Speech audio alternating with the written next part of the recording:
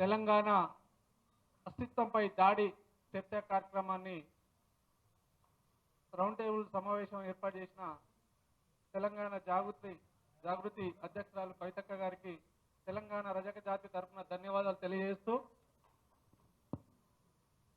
ఈరోజు తెలంగాణ తల్లిని మార్చి చరిత్రలో మూర్ఖుడైన రేవంత్ రెడ్డి గారి పైన పలు విధాలుగా అందరూ మాట్లాడడం జరిగింది. నెక్స్ట్ తెలంగాణ తల్లి నుంచి బతుకమ్మను వేరు చేసి సంస్కృతి హీనుడిగా కూడా మిగిలిపోతారని చెప్పడం జరిగింది. ఇదే బతుకమ్మ విషయానికి వస్తే, బతుకమ్మకు మా రజకులకు ఇంకొన్ని వర్గాలకు చాలా దగ్గరి సంబంధం ఉంటుంది. మీరు బతుకమ్మ ఆడిన తర్వాత తీసుకొచ్చి గంగమ్మ ఒడిలో చేస్తారు. అదే గంగమ్మ ఒడిని నమ్ముకొని బతికేది రజకులు, ఇంకొన్ని కులాల వారు కూడా ఉన్నారు. ఈ తరుణంలో మహబూబ్ నగర్ ఎమ్మెల్యే గారు మాట్లాడుతూ చాలా దగ్గరి సంబంధం ఉంటుంది. మీరు బతుకమ్మ ఆడిన తర్వాత తీసుకొచ్చి గంగమ్మ ఒడిలో చేస్తారు.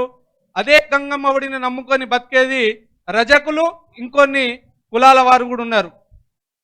ఈ తరుణంలో మహబూబ్ నగర్ ఎమ్మెల్యే గారు మాట్లాడుతూ బహుజనులను కించపరిచినట్టుగా మాట్లాడడం, ఆ విధంగా మాట్లాడడం వల్ల మా రజక జాతి కూడా ఒక రకంగా ఆయనను క్షమించకుండా మేము ఫీల్ అవుతున్నాం. అతి త్వరలో నీకు వీలైనంత వరకు సభాముఖంగా ప్రతి ఒక్కరికి తెలంగాణ జాతి ఆడబిడ్డలకు క్షమాపణ చెప్పకపోతే నిన్ను ఎక్కడికక్కడికి అడ్డుకోవడానికి కూడా తెలంగాణ రజక జాతి కవితక్కతో పాటుగా ముందుంటుందని చెప్పి కూడా తెలియజేస్తున్నాం. కాంగ్రెస్ పిసిసి అధ్యక్షునిగా ఒక బీసీ బిడ్డ ఉండి బీసీలను అవమానపరిచి మాట్లాడితే ఆయన పైన ఇంతవరకు ఎలాంటి చర్యలు కూడా తీసుకోలేదు.